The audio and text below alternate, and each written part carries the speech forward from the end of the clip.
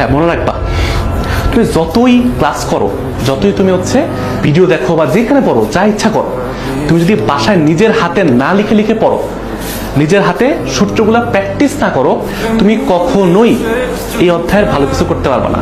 And একটা কথা ভাইয়া মনে রাখবা, ভালো একটা রেজাল্ট করার জন্য না খুব বেশি পরিশ্রম করার দরকার হয় না, সময় মতো পরিশ্রম করতে হয়।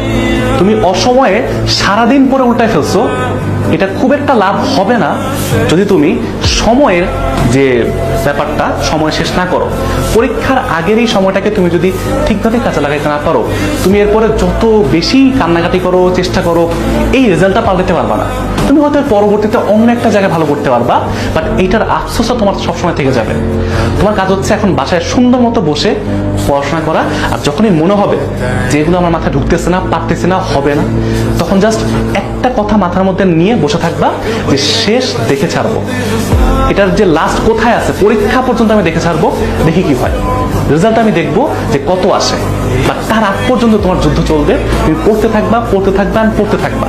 কারণ পড়াশোনা করলে ভাইয়া তোমার এখন কাজে লাগুক না লাগুক, তোমার পরবর্তী সময় তোমার কাজে লাগবে।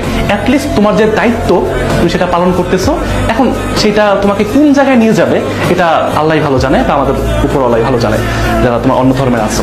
কিন্তু মেইন কথা ভাই একটাই, তোমার যখন যে কাজ, ওই কাজটা ভালো করে করা। এখন কাজ পড়াশোনা করার।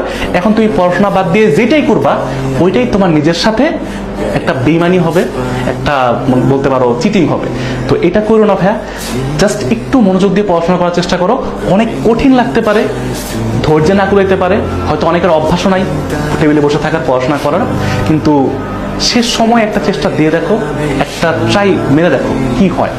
তুমি যেইখানে আসো, যে অবস্থায় আসো, ওইখান থেকে ভালো করা সম্ভব। হয়তো এখন ইনস্ট্যান্টলি ভালো হবে না, বা নাও হইতে পারে, বা পরবর্তীতে তোমাকে অনেক হেল্প করবে।